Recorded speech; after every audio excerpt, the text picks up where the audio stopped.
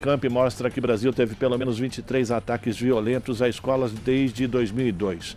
Entre 2002 e 2023, 24 estudantes morreram, além de 4 professores e 2 profissionais de educação. Isenção de Bolsonaro a pastores entra na mira da Receita Federal e do Tribunal de Contas da União. Decisão às vésperas da campanha eleitoral do ano passado é alvo de tribunal e passa por reanálise no fisco sob suspeita de ter ocorrido de forma atípica. Em depoimento à Justiça, Tacla Duran entrega fotos e gravações para reforçar acusações contra Sérgio Moro e entra para programa de proteção a testemunhas. Tacla afirma ter provas de que pagou $613 mil a advogados ligados à deputada federal Rosângela Moro, mulher de Sérgio Moro, para não ser preso no âmbito da Operação Lava Jato. O governo brasileiro tem pressa para remarcar viagem de Lula à China. Com o adiamento da visita de Lula a Pequim, o Itamaraty disse que o encontro com o presidente chinês Xi Jinping é prioridade para o Brasil. Arthur Lira quer mais deputados em comissões mistas para destravar medidas provisórias. Segundo o presidente da Câmara, MPs do governo Lula estão paradas no Congresso. Comissão da Anistia começa, a partir de amanhã, a rever casos de reparação negados pelo governo. A medida vinha sendo reivindicada por organizações de defesa dos direitos humanos após decisões tomadas durante os governos de Michel Temer e Bolsonaro. Valdemar Costa Neto pede a Flávio Dino reforço policial no retorno de Bolsonaro ao Brasil. O presidente do PL pediu ao ministro da Justiça, ao governador do Distrito Federal, Ibanez Rocha, e à Polícia Federal aumento da presença policial em Brasília na próxima quinta-feira, data marcada para a volta do ex-presidente ao país. E o Bolsonaro recebeu um terceiro conjunto de joias com Rolex de diamantes e levou com ele após o mandato, afirma o jornal. Segundo o Estadão, o ex-presidente recebeu da Arábia Saudita peças que incluem, por exemplo, um relógio Rolex estimado em mais de R$360 mil. Incêndio em centro de imigrantes deixa ao menos 10 mortos no México. Segundo as autoridades, dezenas de pessoas ficaram feridas na cidade de Juárez, na fronteira com os Estados Unidos. Este é o Canal Brasil Atual. Inscreva-se em nosso canal do YouTube, ative o sininho, receba os conteúdos da TVT e da Rádio Brasil Atual. Lembrando que temos também o Cortes/TVT, um canal no YouTube onde você pode acompanhar os principais destaques do Jornal Brasil Atual e também da nossa programação. Colabore, seja membro dos nossos canais. Fortaleça o projeto pelo catarse.me/TVT para levarmos a TVT por streaming para todo o Brasil. Você está ouvindo Jornal Brasil Atual. As notícias que os outros não dão. 7h04. O ministro das Relações Institucionais, Alexandre Padilha, conversou com jornalistas na manhã desta segunda-feira após reunião com o presidente Lula. Padilha falou sobre vários temas, entre eles a saúde do presidente, a marcha dos municípios, o anúncio do novo arcabouço fiscal, as medidas provisórias do governo que ainda dependem de aprovação. Acompanhe. Por recomendação médica, se mantém aqui, que melhora a reabilitação, também reduz a exposição. Nós estamos tendo a marcha dos municípios essa semana aqui em Brasília. Quem deve representar o governo federal é o vice-presidente Alckmin, que já estava programado, por conta inclusive daí da China. Vão todos os ministros e ministras da marcha dos municípios. O governo, esse mês de março inteiro, foi um mês de vários anúncios aos municípios, às prefeitas e prefeitos brasileiros. O último é a liberação de mais de 3 bilhões de reais em emendas que estavam paralisadas ao longo do governo Bolsonaro. Nós, do Ministério das Relações Institucionais, aceleramos isso com os ministérios, poder fazer esse pagamento das emendas parlamentares de investimento na área da educação, da saúde, da infraestrutura dos municípios, os anúncios da alimentação escolar que já foram feitos, os anúncios da área da saúde, o novo Mais Médicos, o novo Bolsa Família, o novo Minha Casa Minha Vida. Então, será uma presença forte do governo federal junto aos prefeitas e prefeitos. O presidente deve concentrar a sua agenda aqui no Alvorada, em temas internos aí do governo, vai conversar com os ministros durante toda essa semana. Nós não temos ainda uma data de retorno do governo chinês, tanto o governo chinês, através da sua embaixada, quanto autoridades na China, em contato com o Ministério das Relações Exteriores, manifestaram total compreensão do cancelamento da viagem, da missão nesse momento, e vão trabalhar uma nova data de recepção. O presidente Lula tem muito interesse do governo chinês em receber o presidente Lula. Tem vários acordos entre os ministérios para serem assinados. Foram mantidas as atividades empresariais, o fórum realizado pela Apex, nossa agência de promoção do comércio exterior. Centenas de empresários estão na China, parcerias de investimento com o Brasil devem ser firmadas, então está mantida a atividade empresarial e a definição de uma nova data da missão do presidente. O presidente ainda vai definir esse cronograma com o ministro Fernando Haddad, ele que lidera o debate do marco fiscal. Certamente durante a semana esse tema vai ser tratado no ambiente interno do governo. Expectativa um ambiente muito positivo no Congresso Nacional. Tenho conversado diretamente com os líderes da base da oposição, com o presidente Pacheco, com o presidente Arthur Lira. Tem um clima muito positivo para, chegando a regra fiscal no Congresso Nacional, possa ser debatida com muita qualidade e celeridade, inclusive indicativos de que, chegando o marco fiscal na Câmara dos Deputados, possa ser votado o mais rápido possível. É um projeto de lei complementar de iniciativa do governo e é muito importante o país ter uma regra definida que ultrapasse os governos, vai além do governo Lula, para garantir a sustentação de investimentos no nosso país. O governo tem aprovado tudo. Todas as medidas provisórias que estavam na pauta da Câmara e do Senado foram aprovadas pelo governo. Mas no rito antigo. Não foram aprovadas. A votação é no plenário. Aprovou absolutamente tudo. Se você aprova no plenário, você aprova em qualquer outro instrumento, qualquer outra instância. Aprovou absolutamente tudo. O governo tem conseguido, com o diálogo com a oposição, com o diálogo institucional positivo com os dois presidentes das casas, o governo tem aprovado tudo o que precisou aprovar até esse momento. Não teve nenhum prejuízo no calendário de votação e acredito que com esse esforço concentrado essa semana na Câmara dos Deputados, nós vamos conseguir aprovar também. A centralidade do governo é que a gente cumpra o calendário. O governo tem aprovado tudo o que precisou aprovar até esse momento. Até esse momento não teve qualquer prejuízo às votações que interessavam o governo. Nós temos um prazo para apreciação das medidas provisórias. O nosso esforço é que esse calendário seja cumprido, que o conteúdo que estão nas MPs, inclusive as MPs do governo do presidente Lula, sejam aprovados. Essa é a nossa dedicação, é nisso que nós vamos estar centrados em relação a isso. Independente de qual for, a nossa preocupação maior é aprovar o conteúdo que está nas medidas provisórias. Acredito que nós vamos conseguir aprovar, porque são temas muito importantes, que interessam não só ao governo, mas também aos deputados e senadores que compõem partidos de oposição. Nós estamos falando de medida provisória do Bolsa Família, as pessoas já começaram a receber os R$600, mais R$150 por cada criança. Nós estamos falando do novo Minha Casa Minha Vida, estamos falando da recriação do Ministério da Cultura. Na última semana o presidente Lula teve um ato muito importante no Rio de Janeiro, tem ali recursos novos para a área da cultura com a Lei Paulo Gustavo, a Lei Aldir Blanc. Então estamos falando de temas muito importantes para o Brasil. E sinto e acredito que tem, por parte das duas casas, um ambiente positivo para aprovar esses conteúdos. Estamos apresentando Jornal Brasil Atual. As notícias que os outros não dão.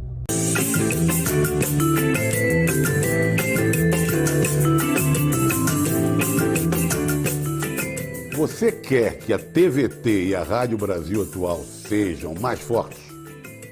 Que esse espaço democrático aqui se amplie, que você veja aqui na TVT e na Rádio Brasil Atual, ouça na Rádio Brasil Atual, o que as outras emissoras de rádio e TV não dão. Então, se você quer que isso aconteça, seja nosso parceiro. Colabore entrando no catarse.me/TVT. Desta forma, seremos parceiros e vamos avançar com esse espaço democrático que é o jornalismo da TVT e da Rádio Brasil Atual. Conto com vocês.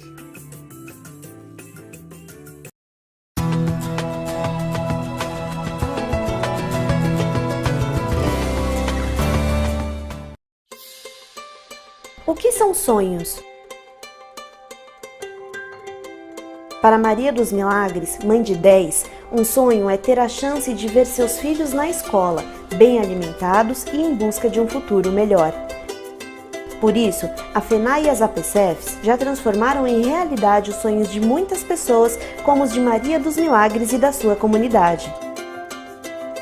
Doe via Pix ou transferência bancária para a FENAI, Federação Nacional das Associações do Pessoal da Caixa. E você também pode usar seus pontos do Nosso Valor para fazer a doação. Acesse fenai.org.br/Nosso Valor para doar. A sua colaboração pode fazer a diferença e tornar os 25 projetos realidade, impactando milhares de pessoas.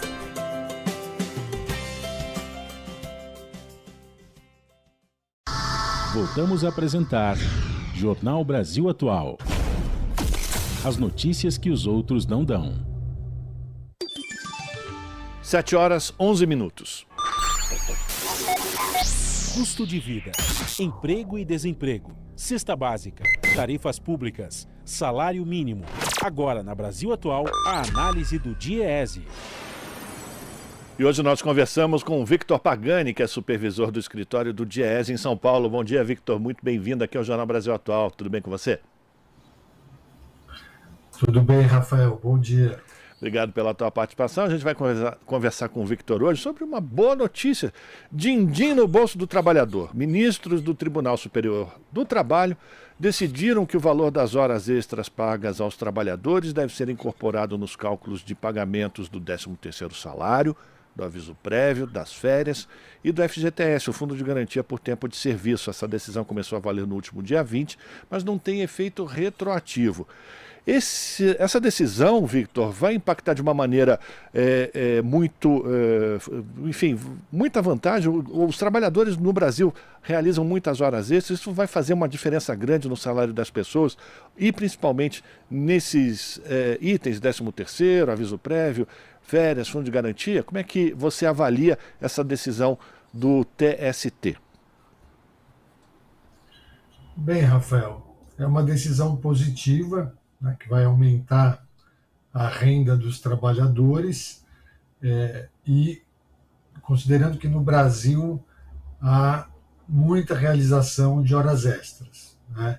No Brasil, a hora extra ela é usada para compensar os baixos salários, né? Então, a larga utilização de horas extras permite que as empresas paguem salários baixos e os compense com a extensão da jornada, né? Então, isso vai ter um impacto de aumento de renda para a parcela expressiva dos trabalhadores, né?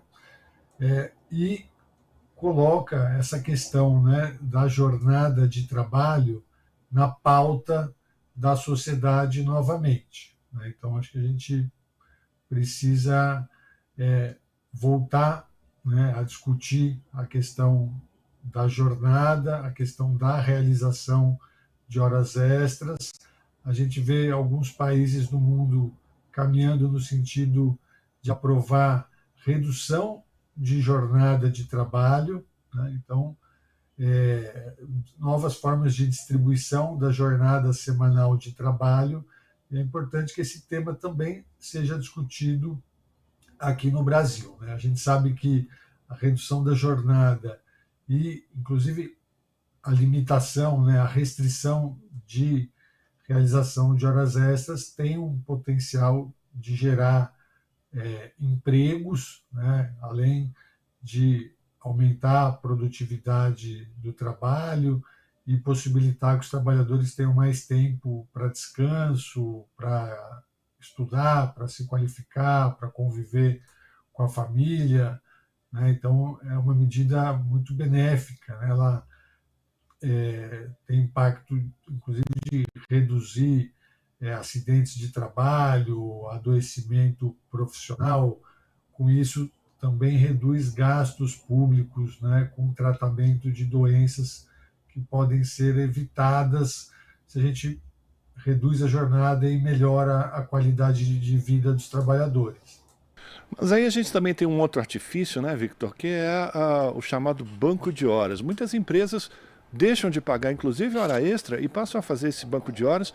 Isso também não tem muita supervisão, né? A não ser que tenha uma regulação a partir de acordos coletivos com os sindicatos, o que, mais uma vez, traz para a gente a importância da organização sindical, né? Exatamente, né? Porque a gente observa, desde que houve a última redução da jornada de trabalho legal no Brasil, que foi na Constituição de 88, reduziu a jornada semanal de 48 para 44 horas, mas essa redução ela foi, em certa medida, compensada pelo aumento da realização de horas extras, né? Então, a gente, inclusive, não teve a geração de emprego potencial por conta dessa substituição, né? E já nos anos 90, anos 2000, a gente vê a ampliação da utilização, né, do chamado banco de horas, né? Então, a gente tem que, no Brasil, é uma jornada extensa, intensa, porque é um ritmo acelerado e bastante flexível. E o banco de horas ele precisaria também ser melhor regulamentado, né? E a gente precisaria, né, que sempre que ele fosse implementado, ele fosse negociado coletivamente com o sindicato dos trabalhadores, né? A legislação prevê isso, porém a reforma trabalhista introduziu ali a possibilidade de negociação individual para o banco de horas, caso a duração desse banco seja de até 6 meses, né? Por que é importante que o banco de horas seja negociado coletivamente com os sindicatos? Porque os sindicatos têm condições, né, de estabelecer critérios, né, que não penalizem o trabalhador, né? Então, que isso seja feito da melhor forma possível, né? Então, é outro ponto que precisa ser colocado, né, que estão ali entre os itens que as centrais sindicais reivindicam que sejam revistos da reforma trabalhista, né, que é o fim das negociações individuais e que seja sempre exigido, né, que haja uma negociação coletiva com o sindicato dos trabalhadores. Agora, Vitor, essa decisão do TST também não é muito tranquila, não é muito fácil para o trabalhador fazer o cálculo ou verificar se a empresa está pagando o que essa decisão determina, que é a incorporação nos cálculos dos pagamentos do 13º, do aviso prévio, das férias do FGTS, dessas horas extras trabalhadas. E aí eu te pergunto, Vitor, o melhor caminho para o trabalhador saber se o que está sendo pago para ele corresponde à realidade é fazendo contato com o próprio departamento pessoal das suas empresas, ou, mais uma vez, é importante que ele busque o apoio e os cálculos sejam feitos também pelos sindicatos que representam a sua categoria? Sem dúvida, além do cálculo que será feito pelos departamentos pessoal das empresas, o trabalhador, em caso de dúvida, ele deve procurar o sindicato para se certificar que esses cálculos estão sendo feitos da forma devida, né? Então, isso é muito importante, né? Que ele acompanhe regularmente, né? Que não espere só o momento do desligamento para fazer essa verificação, né? E aí também a gente coloca um outro ponto, né, que as centrais sindicais estão reivindicando que sejam revistos, porque caso o trabalhador não faça esse acompanhamento regular, né, durante o período em que ele está realizando essas horas extras, o momento que ele terá para fazer essa checagem é no momento do desligamento, quando vai fazer a homologação do contrato de trabalho, né, fazer o cálculo das verbas rescisórias. E isso, né, era obrigado a ser feito com a assistência do sindicato ou do Ministério do Trabalho, né, nos casos em que o trabalhador tem mais de um ano de empresa. A reforma trabalhista também alterou isso. Então, as centrais sindicais estão reivindicando que a obrigatoriedade da homologação nos sindicatos seja reestabelecida para que o trabalhador não tenha, né, os seus direitos prejudicados no momento de uma rescisão de contrato de trabalho. Então, é outro ponto importante. E tanto na questão da hora extra, questão de banco de horas, pagamento de PLR, tudo que envolva direitos trabalhistas, a gente sempre orienta o trabalhador que procure o seu sindicato caso haja alguma dúvida, para que o sindicato, com o seu corpo técnico, seus funcionários, possa assessorá-lo e esclarecê-lo, tirar dúvidas, e se houver alguma irregularidade, notificar a empresa para que ela seja resolvida, né? Perfeito. Eu entrei aqui na internet, a Central Única dos Trabalhadores fez uma matéria sobre essa decisão do TST, inclusive tem um exemplo de como realizar esse cálculo. As pessoas que tiverem interesse de acompanhar com mais detalhes, cut.org.br, tem uma matéria exatamente sobre esse assunto que nós estamos tratando aqui com o Vitor Pagani, que eu agradeço pela participação. O Vitor Pagani, que é supervisor do escritório do DIEESE em São Paulo, fazendo a avaliação dessa decisão do Tribunal Superior do Trabalho, que decidiu que o valor das horas extras pagas aos trabalhadores também deve ser incorporado nos cálculos dos pagamentos do 13º salário, do aviso prévio, das férias e do FGTS. Victor, muito obrigado pela tua participação. Abração para você, a gente continua em contato. Obrigado, Rafael. Um abraço. Um abraço. Conversamos com o Victor Pagani, aqui no Jornal Brasil Atual. Você está ouvindo Jornal Brasil Atual. As notícias que os outros não dão. 7h22. Faz 34 anos que trabalhadores esperam na Justiça para receber do Consórcio de Alumínio do Maranhão, o Alumar, direitos trabalhistas. O Jornal Brasil Atual veiculou uma reportagem no último dia 21 com detalhes sobre a ação movida pelo Sindicato dos Metalúrgicos de São Luís, à época representando 90 funcionários da empresa. Em nota enviada após a reportagem ter ido ao ar, a empresa disse que o processo está em fase de execução e que o compromisso com os colaboradores e legislação é baseado no diálogo e transparência. Quem traz os detalhes é Camilo Mota.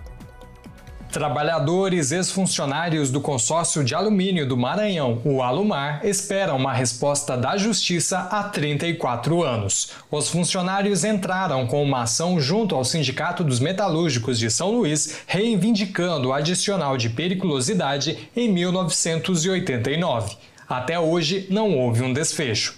O adicional de periculosidade é garantido pela Consolidação das Leis do Trabalho, a CLT, desde 1955. O texto define um percentual de 30% do salário a mais para funcionários que exerçam funções que ofereçam riscos. Mas no caso dos eletricistas da Alumar, o direito foi negado aos funcionários. 18 anos após os trabalhadores ganharem a causa contra o consórcio, não houve a execução da sentença. Após a Alumar recorrer, o processo foi encaminhado ao Tribunal Superior do Trabalho, que reconheceu a causa dos trabalhadores. Depois disso, o processo retornou à Justiça do Maranhão e, ao invés de ser executado, o juiz James Magno exigiu nova perícia. Uma demora inaceitável, como afirma o advogado trabalhista Luiz Carlos Moro, secretário-geral da Associação Americana de Juristas. A situação me parece realmente, além de triste, inaceitável, né? Há um inciso, o 78 do artigo 5º, que assegura às partes a duração razoável do processo, que sem dúvida não foi o que ocorreu. A inadmissibilidade de que um processo permaneça todo esse tempo, né, 34 anos, aguardando solução final. Em nota, a Alcoa disse que, abre aspas, atualmente o processo iniciado em 1989 e que discute o adicional de periculosidade em atividade de sistema elétrico de potência se encontra em fase de execução, para definir quais empregados são efetivamente elegíveis a recebê-lo. Fecha aspas. Disse também que não há nenhuma comunicação direta entre a empresa e os ex-empregados, que estão sendo representados pelo sindicato. E finalizou dizendo que o compromisso com os seus colaboradores e a legislação é baseado na transparência e no diálogo. Camilo Mota, Rádio Brasil Atual e TVT. Estamos apresentando Jornal Brasil Atual. As notícias que os outros não dão.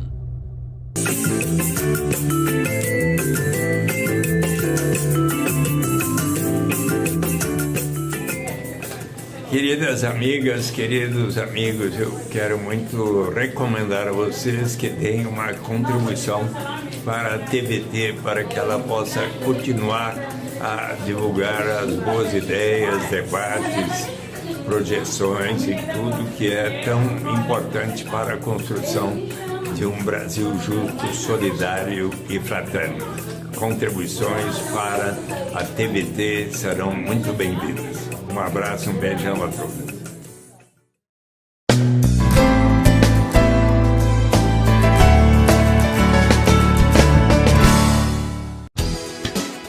Olá pessoal, todos os dias eu, Thalita Galli, te espero aqui no Bom para Todos com as principais notícias do dia e a análise dos nossos comentaristas. Todos os dias a gente recebe um excelente comentarista trazendo reflexões, análise sobre os principais fatos do dia nesse momento tão importante que a gente vive aqui no país e no mundo, né? Eu te espero então todos os dias de segunda a sexta às 3 horas da tarde aqui no Bom para Todos.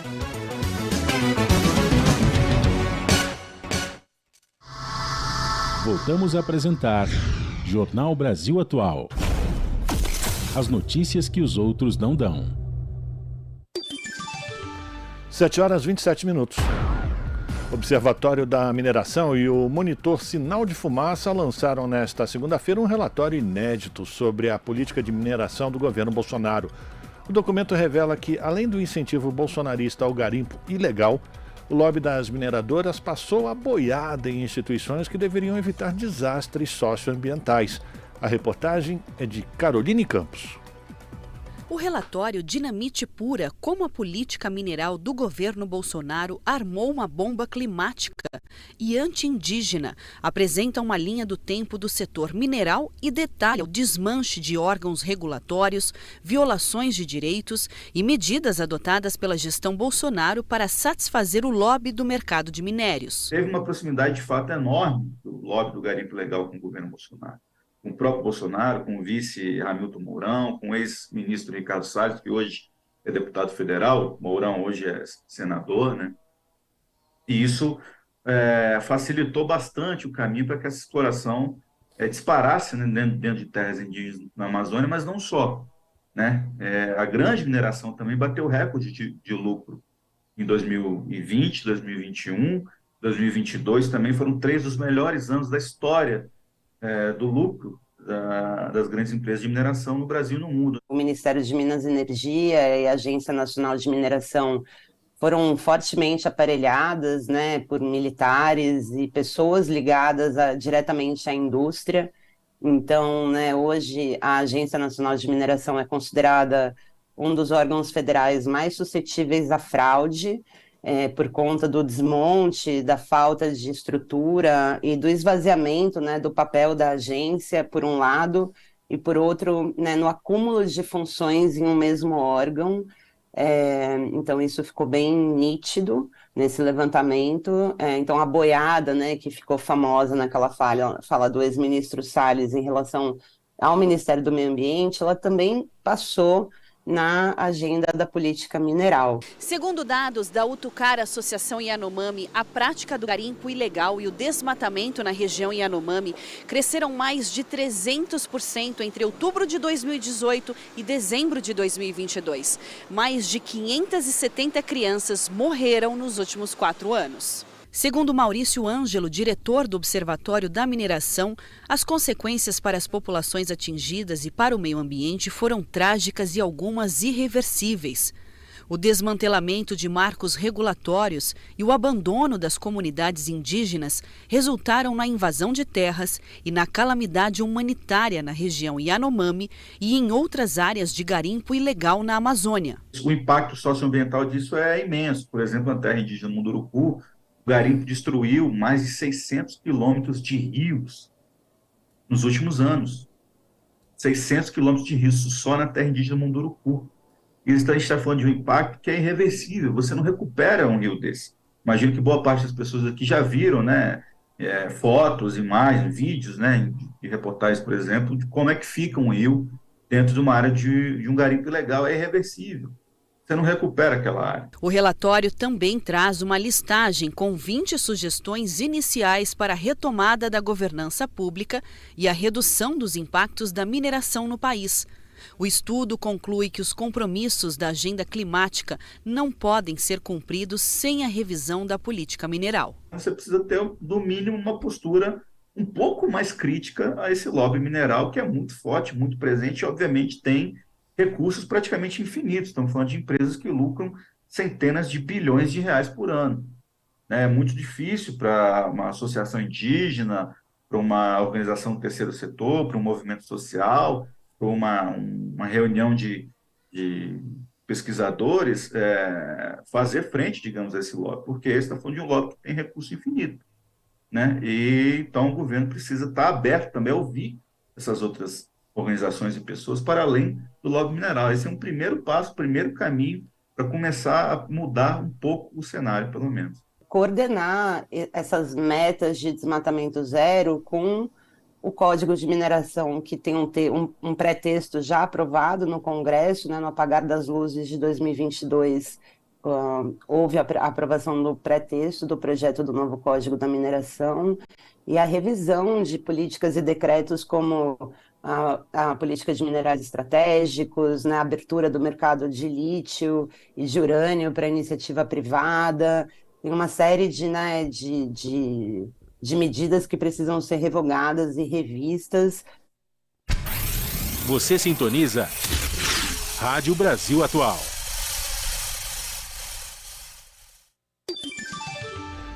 Pelo horário de Brasília, agora são 7h33. O advogado Rodrigo Tacla Duran prestou depoimento nesta segunda-feira ao juiz Eduardo Fernando Apio, da 13ª Vara Federal de Curitiba, que é responsável por inquéritos que ainda tramitam na vara relacionados à Operação Lava Jato. O Tacla Duran afirmou mais uma vez que foi vítima de extorsão e perseguição por integrantes da operação e que é perseguido até hoje pelo deputado federal Deltan Dallagnol, que é do Podemos, e também por procuradores. No depoimento, ele apresentou vídeos e fotos que comprovariam a extorsão praticada por um grupo de advogados ligados ao ex-juiz e agora senador Sérgio Moro e também do procurador, o ex-procurador Deltan. Diante das afirmações, o juiz encerrou o depoimento de Tacla Duran e enviou o processo para o Supremo Tribunal Federal. Isso porque o Moro e o Dallagnol agora passaram a ter o chamado foro privilegiado, por terem sido eleitos como parlamentares. O juiz indicou que Tacla Duran deve prestar novo depoimento, agora para a Polícia Federal, sobre o esquema de extorsão e, além disso, ele também solicitou a inclusão do advogado no programa de proteção a testemunhas do governo federal. Na última sexta-feira, o ministro do STF, o Ricardo Lewandowski, já havia suspendido a ação penal da Lava Jato contra Tacla Duran. E para a gente falar sobre a repercussão desse depoimento do advogado Tacla Duran e agora os desdobramentos que podem vir a partir desse depoimento, nós conversamos com a advogada Tânia Mandarino, que também integra o coletivo Advogadas e Advogados pela Democracia. Muito bom dia, doutora Tânia, bem-vinda mais uma vez ao Jornal Brasil Atual. Bom dia, muito obrigada. Vamos lá, então, repercutir esse momento tão importante, né, Rafael? Pois é, o que traz de mais importante nesse depoimento do Tacla Duran ao juiz Eduardo Apio, lá da 13ª Vara, que antes não foi levado em conta pela Justiça nos processos que já foram colocados em tramitação, doutora? Eu penso que tem várias denúncias importantes que Tacla Duran ontem fez frontalmente, diretamente. As duas principais delas com relação a Fábio Aguaio, que ele declarou ser notório e publicamente conhecido como cabo eleitoral de Moro, que foi candidato a vereador aqui em Curitiba, inclusive apoiado por Sérgio Moro, e ao advogado Carlos Zuccolotto, sócio da Rosângela Moro, esposa de Moro, e como o próprio Tacla Duran disse, sócio de Moro, porque ele é casado em regime de comunhão total de bens. Essas duas denúncias foram diretas, assim como foi direta também a denúncia de perseguição que ele fez, de ter sofrido perseguição pelo Ministério Público Federal, apontando, inclusive, tentativas de ameaça feitas por Deltan Dallagnol, isso é muito grave, em procedimentos extraprocessuais. E as duas denúncias, digamos assim, mais indiretas, mas que também falaram eloquentemente, foram contra Sérgio Moro e Deltan Dallagnol, sobretudo na questão da extorsão em relação a Sérgio Moro. Ele disse logo no início que, por se tratar de uma audiência admonitória, ele era um réu preso, né, que tinha ido para a Espanha se refugiar, se exilar, digamos assim. Então, por se tratar de uma audiência admonitória, ele não ia entrar no mérito dos fatos materiais em relação às denúncias, mas esclarecer mais questões processuais. Então, muito interessante o quanto ele teve a ousadia de denunciar o Ministério Público também com relação às perseguições. Ele disse que o Ministério Público, em seus pareceres, tem um hábito só de copiar e colar. Isso, de certa forma, lavou nossa alma como advogadas e advogados, porque nós sabemos disso, não só o Ministério Público, né, como também muitos juízes, e declarou frontalmente essa perseguição que ele sofre, e colocando fatos, né, ele depois, em 10 países diferentes já, em relação à Operação Lava Jato, e foi a primeira vez que ele foi ouvido no Brasil. Ele disse que não foi ouvido antes, porque o Ministério Público não deixou. Ele fala, inclusive, que tem provas de que pagou $613 mil a advogados ligados à deputada federal, deputada federal Rosângela Moro, que é mulher de Sérgio Moro. Inclusive, essas denúncias já pipocavam antes, né, doutora? De que existia um verdadeiro balcão de negócios sobre delações premiadas e a possibilidade de liberação ou não de escolhidos pela Lava Jato para serem presos, né? A principal denúncia dele foi uma tentativa de venda do escritório do Sérgio Moro para ele quando ele era advogado do Sindicato dos Hotéis em São Paulo. Ele era, na verdade, diretor jurídico do Sindicato dos Hotéis em São Paulo. E ele juntou um áudio comprovando que os senhores Fábio Aguaio e Carlos Zuccolotto estiveram lá conversando com, aí sim, advogado do mesmo Sindicato de Hotéis, tentando vender o escritório de Sérgio Moro, que, segundo o Tacla Duran, é uma prática comercial comum, ainda que a gente tenha que ressaltar, ilegal na advocacia, e que juntou também fotografias desse dia, né, mostrando que esses dois senhores estiveram lá. Mas ele diz assim, eu não tenho como estender muito, até porque o juiz Eduardo Apio tentou separar bem, como você falou no início, a questão da competência. Se tem duas autoridades envolvidas nessas denúncias, que são Sérgio Moro e Deltan Dallagnol, que nós não consideramos autoridade, mas formalmente são parlamentares, eu tenho que deixar essa questão com o STF. E por isso deixou o caso desses depoimentos com a Polícia Federal. A delegada Fernanda Fontenelle, que estava presente, inclusive, à oitiva por videoconferência, que a Polícia Federal instrui os inquéritos que vão auxiliar o convencimento dos ministros no STF. Mas o Tacla Duran respondeu, eu não comprei os serviços do Sérgio Moro, então a minha denúncia aqui hoje vai realmente em relação à conduta dos senhores Aguaio e Zuccolotto, deixando para um segundo momento a questão que a gente tanto espera em relação a Sérgio Moro e Deltan Dallagnol.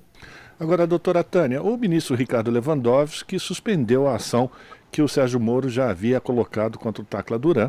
E também, agora, o juiz Apia também solicitou a inclusão do advogado no programa de proteção a testemunhas do governo federal. Essas são duas decisões que mostram ou indicam muito bem o risco que o Tacla Duran está exposto por ter aberto, digamos assim, no popular, ter aberto a boca, ter dado com a língua dos dentes. Ele corre efetivamente risco de vida se continuar nesse processo de denúncias contra essa verdadeira organização criminosa que foi colocada dentro do Ministério Público? Testemunha protegida, ele foi em todos os países em que prestou depoimento. Ele já vem nessa condição de testemunha protegida, inclusive ele próprio, quando começa a audiência dá conta de que peticionou nos autos, evocando o artigo 33 da Convenção de Mérida, que é uma convenção da ONU, que foi recepcionada pelo Brasil através do decreto 5.807 de 2006, que assegura proteção aos denunciantes, né? Ela diz que cada Estado-parte considerará a possibilidade de incorporar em seu ordenamento jurídico interno medidas apropriadas para proporcionar proteção contra todo trato injusto às pessoas que denunciem ante as autoridades competentes de boa-fé e por motivos razoáveis quaisquer feitos relacionados com os delitos qualificados de acordo com a presente convenção, que trata de corrupção. Então, ele se precaveu, aliás, como um advogado em causa própria. Ele foi elogiado tanto pelo juiz quanto pelo promotor, Dr. Walter, que deu uma alfinetada ao final do Tacla Duran, quando ele disse que o Ministério Público só copiava e colava.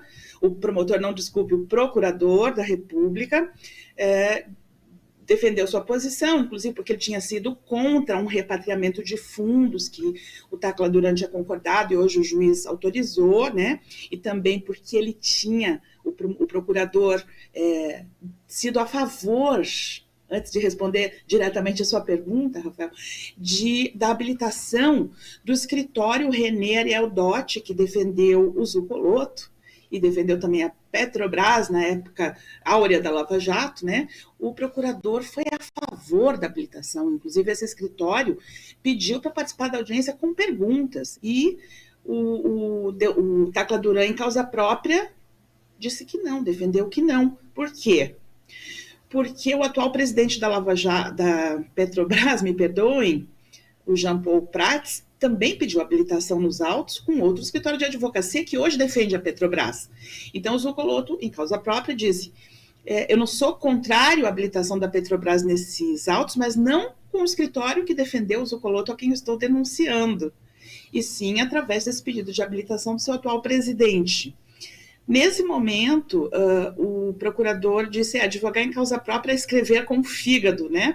Mas, de certa maneira, confirmou a elogiosa consideração que o juiz também fez. Então, ele está, há 1 ano e 3 meses, segundo ele, advogando em causa própria nesse processo, denunciando um esquema de organização criminosa que permeou as nossas instituições, né, sobretudo o Ministério Público e também o Judiciário, a gente tem que dizer, através da atuação do Sérgio Moro, isso fica evidente, e não há dúvidas de que ele pode, sim, ser alvo de qualquer coisa que atente contra a integridade de sua vida. Se trata de depoimentos que podem entregar pessoas muito poderosas nesse país. E aí me chama a atenção, e é claro que a gente não vai querer aqui ser irresponsável, querer fazer qualquer ilação, mas de qualquer forma, nesse momento em que o Tacla Duran teria que prestar esse depoimento, na semana passada a gente teve uma grande repercussão na mídia tradicional sobre a possível violência contra o agora senador Sérgio Moro, o incompetente juiz da Lava Jato, segundo o Supremo Tribunal Federal, contra a sua vida. A senhora acredita que uma coisa possa ter ligação com outra, ou seja, transformar o Sérgio Moro numa vítima por conta de sua atuação corajosa à frente da Lava Jato, diante dessas denúncias que, mais uma vez, vêm a público do advogado Tacla Duran? Se a intenção é essa, eu acho que vai falhar, porque fica muito evidente pela observação da cronologia dos atos, do processo, apesar de a questão desse suposto planejamento de um atentado a Sérgio Moro ter começado já em fevereiro, a gente pode acreditar que já era um caminho sendo preparado para um momento como esse, quando o Tacla Duran viesse a falar, mas muito mais que isso, para um ataque frontal ao presidente Lula e seu governo.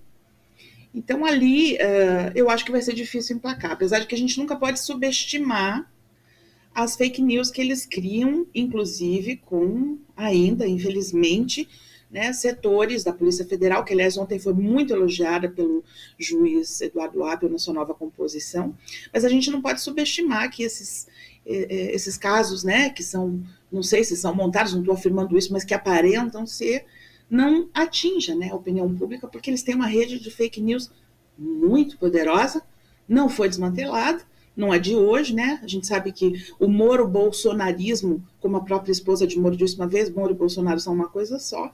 E aí fica a minha ressalva com relação à nossa comunicação, que precisa melhorar e melhorar bastante para poder fazer esse enfrentamento, mais do que as questões jurídicas propriamente ditas, porque elas estão se desmontando por si só. A gente está conversando com a doutora Tânia Mandarina, advogada, que integra o coletivo Advogadas e Advogados pela Democracia, falando aqui com a gente sobre o depoimento prestado nesta segunda-feira pelo advogado Rodrigo Tacla Duran ao juiz Eduardo Fernando Apio, da 13ª Vara Federal, lá em Curitiba, onde ele apresenta fotos, vídeos, enfim, informações sobre a possível extorsão e perseguição que ele foi vítima pelo deputado, o atual deputado federal, deputado Dallagnol, e agora o atual senador Sérgio Moro.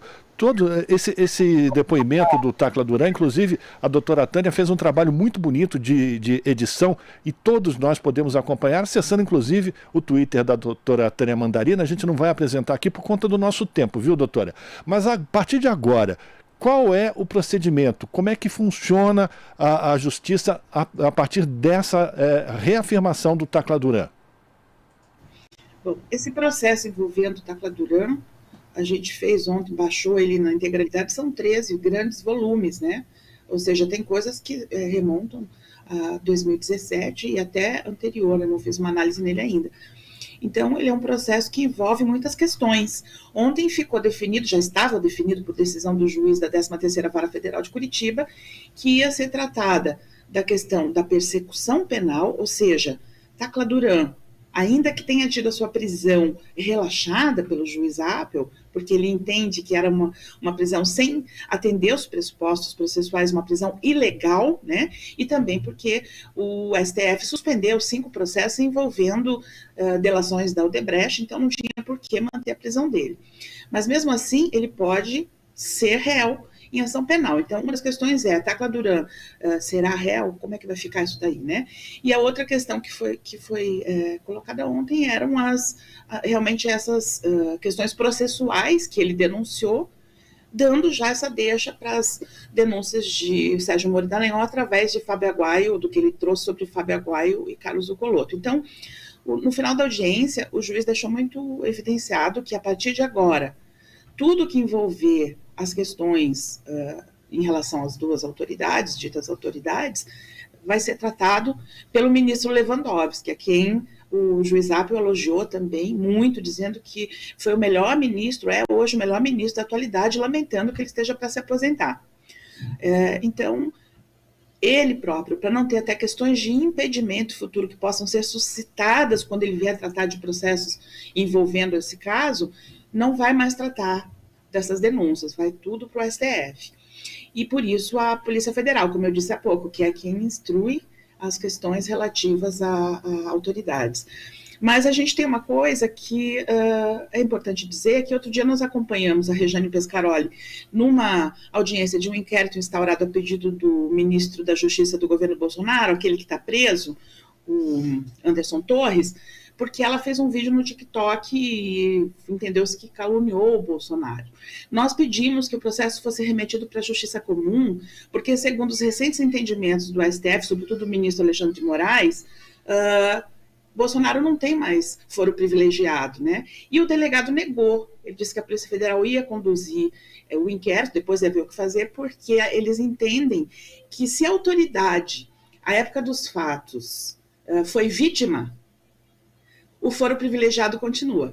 Mas se ela foi autora do fato, ele perde o foro privilegiado. Eu me lembrei muito disso ontem, porque, à época, Deltan Dallagnol e Sérgio Moro não eram parlamentares e, portanto, não tinham foro privilegiado e não são investigados por serem vítimas nesse caso. São investigados, ou serão, por serem autores. Então, eu ainda tenho dúvida se esse processo não vem para a Justiça Comum, que é o que eles merecem. Quero agradecer aqui a participação da doutora Tânia Mandarina, advogada, que integra o coletivo Advogadas e Advogados pela Democracia. Inclusive, queria que a senhora passasse para os nossos espectadores, ouvintes, internautas, como acompanhar as suas postagens, pelo menos no Twitter, inclusive onde a gente tem esses trechos que foram separados pela senhora, doutora. Obrigada. O nosso Twitter é @TâniaMandarino, sem H, sem Y, sem nada. Tudo normalzinho. Facinho Muito de obrigada. encontrar. Tá certo. Eu é que agradeço, doutora Tânia, e a gente sempre conta com a sua participação aqui no Jornal Brasil Atual para trazer esses esclarecimentos que são tão importantes. Forte abraço para a senhora, viu? Abraço e vamos acompanhar esses acontecimentos e seus desdobramentos. Muito obrigado. Conversamos com Tânia Mandarino aqui no Jornal Brasil Atual. Estamos apresentando Jornal Brasil Atual. As notícias que os outros não dão.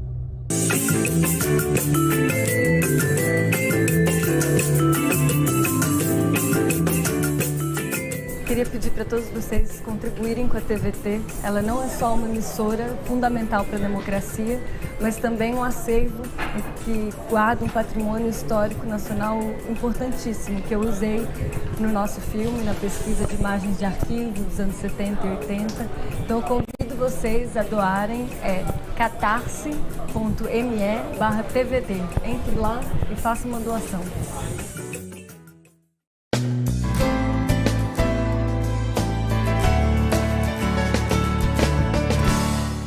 De segunda a sexta-feira, às 7h, no seu jornal, você acompanha os fatos que influenciam o dia a dia dos brasileiros e as lutas por direitos humanos, por democracia e justiça social. Seu jornal, jornalismo que provoca e estimula a reflexão sobre as realidades dos trabalhadores e dos movimentos populares. Voltamos a apresentar Jornal Brasil Atual. As notícias que os outros não dão. São 7h52. Organizações da sociedade civil lançam em evento em formato virtual uma rede com o objetivo de superar a crise da mobilidade no Brasil e lutar para que ela seja um meio de garantir mais democracia e acesso a direitos sociais. É a coalizão Mobilidade 000. A ideia é lançar também o primeiro produto do coletivo, uma proposta de uma política pública para a criação do SUM, que é o Sistema Único de Mobilidade. Ele deve seguir o modelo de Sistema Único que já existe como política pública brasileira para a saúde e assistência social. Acompanhe na reportagem de Kaique Santos. Foram 3 dias de fila. Deputados fizeram assessores se revezarem para não perder lugar na ordem de chegada a fim de protocolar pedidos de comissão parlamentar de inquérito, resumida na sigla CPI na Alesp. Segundo a oposição ao governador de São Paulo, Tarcísio de Freitas, tudo em esquema dos colegas deputados aliados para protegê-lo. A oposição soube que os requerimentos e pedidos precisariam ser feitos pessoalmente apenas depois, quando vários deputados da base de governo já haviam garantido seu lugar. E os primeiros 5 deputados que conseguiram, na sexta-feira, protocolar seus pedidos de CPI foram 3 do PL, 1 do MDB e outro do PSD. Luiz Cláudio Marcolino, deputado estadual pelo PT e então líder interino da bancada do partido na Assembleia Legislativa, acompanhou. A base do governo protocolou, as suas proposições, as suas CPIs, mas a oposição também agora está protocolando, mesmo sabendo que pela ordem cronológica ou pela ordem da fila, do jeito que estava sendo estruturada, dificilmente a oposição, o PT, o PSOL, o PCdoB, a Rede, vai conseguir ter uma CPI que tenha o seu funcionamento. Nós já fizemos o protocolo, então a CPI foi protocolada assim que abriu o relógio. Nós estamos questionando, inclusive a ordem da fila, estamos aguardando a questão judicial. O processo na justiça ao qual o deputado Marcolino se refere é o que questionou o rito feito presencialmente com formação de fila dominada pelos governistas. O Partido dos Trabalhadores determinou que seus deputados saíssem da fila quando decidiu judicializar o caso na semana passada. Até o fechamento desta reportagem, ainda não havia um posicionamento sobre isso, mas o PT foi além. Na sexta, o deputado Suplicy, do partido, tentou ir atrás do seu lugar prioritário na fila usando o Estatuto do Idoso. Suplicy tem 81 anos e fala sobre a reivindicação. Nós resolvemos apresentar nesta sexta-feira o Estatuto do Idoso, o qual, por lei aprovada pelo Congresso Nacional, indica que aquelas pessoas pessoas que têm 80 anos ou mais devem ter os seus direitos prevalecidos em relação a todas as demais pessoas, inclusive aquelas de 60 anos ou mais. Houve tumulto com a proposição do deputado. Suplicy protocolou a CPI sobre o tiroteio em Paraisópolis no ano passado, durante campanha do atual governador do estado de São Paulo. Tendo eu assinado um dos requerimentos com um total de 32 assinaturas, que diz que será importante averiguar o que é que aconteceu de fato naquele episódio havido no ano passado em Paraisópolis, onde uma pessoa foi morta e onde estava presente, inclusive, o atual governador eleito, Tarcísio de Freitas. Não teve decisão sobre o Estatuto do Idoso fazer com que a CPI de Suplicy tivesse prioridade por causa da idade dele. Se o Estatuto do Idoso não ser levado em consideração e a Justiça entender que o processo de protocolos da CPI aconteceu normalmente, a oposição deve ficar com os 4 anos da legislatura sem nenhum caso investigado em comissão, porque em 4 anos, até 2026, os primeiros casos a avançarem devem ser apenas dos deputados aliados do governo. Além do caso de Paraisópolis, eles protocolaram outros casos que podem ficar sem ser apreciados pela Casa Legislativa. O deputado Marcolino cita alguns deles. Tem a CPI da DR, da CDHU, a CPI que vai estar investigando também o monotrilho, a CPTM, as concessões das linhas do metrô, que todas elas são CPIs que vai fazer um levantamento das necessidades que o povo do estado de São Paulo tem para entender os problemas que essas empresas públicas estão gerando de prejuízo para a população. Então é um pouco do que nós gostaríamos que fosse protocolado. O PT ainda vai aguardar a decisão da Justiça e não pretende desistir de levar pelo menos alguns dos casos para a CPI neste período de mandato dos deputados. Kaique Santos, Rádio Brasil Atual e TVT. Rádio Brasil Atual.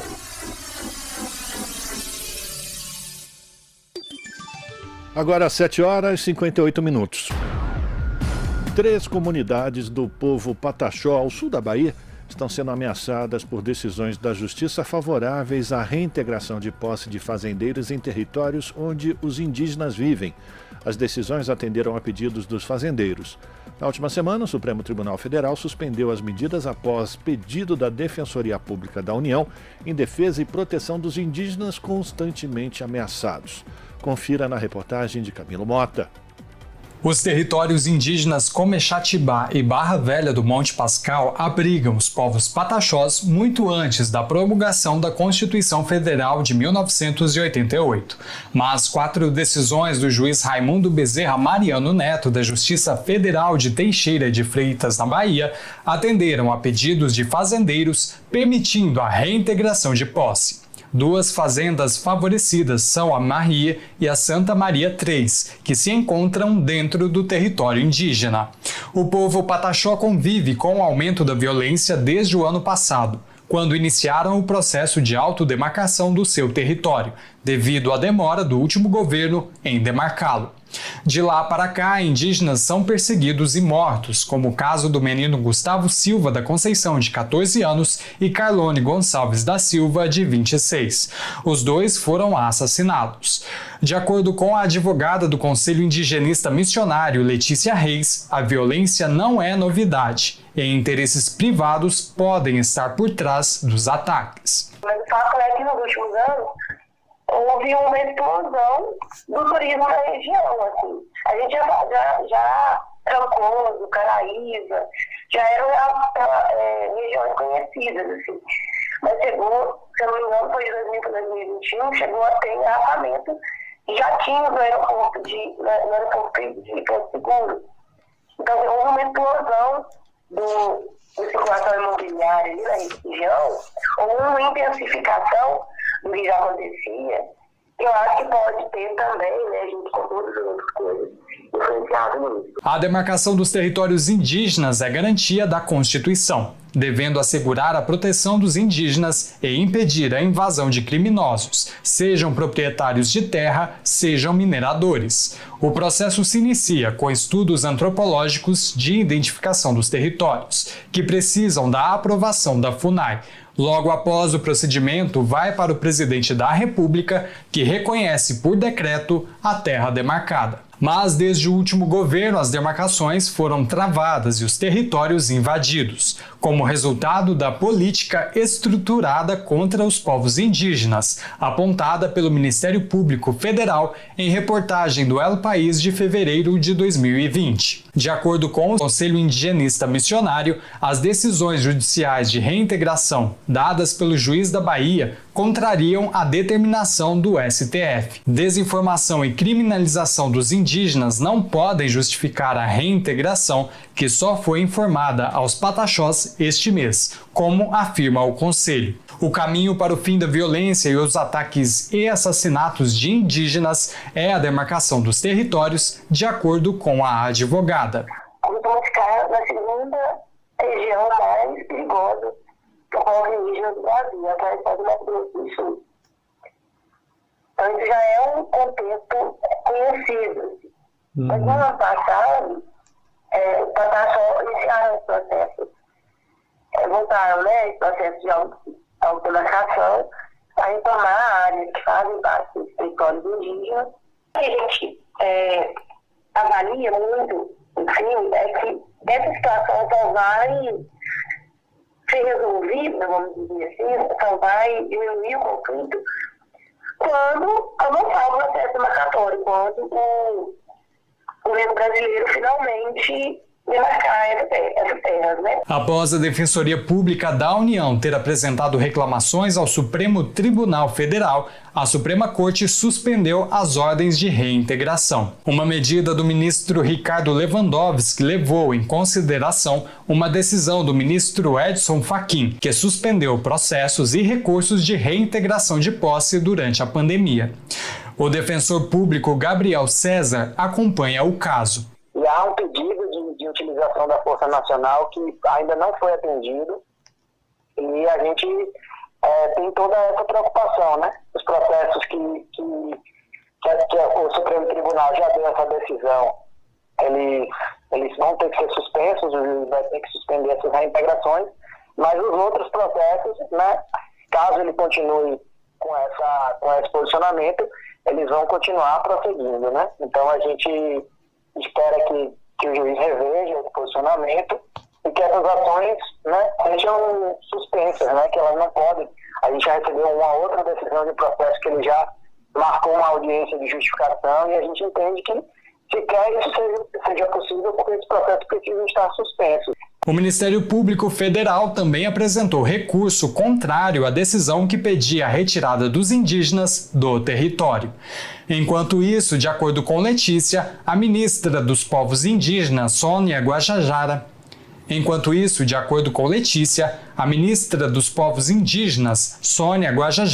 recebeu o Conselho Indigenista Missionário e prometeu prioridade na demarcação dos territórios indígenas da Bahia. Camilo Mota, Rádio Brasil Atual e TVT. Estamos apresentando Jornal Brasil Atual. As notícias que os outros não dão.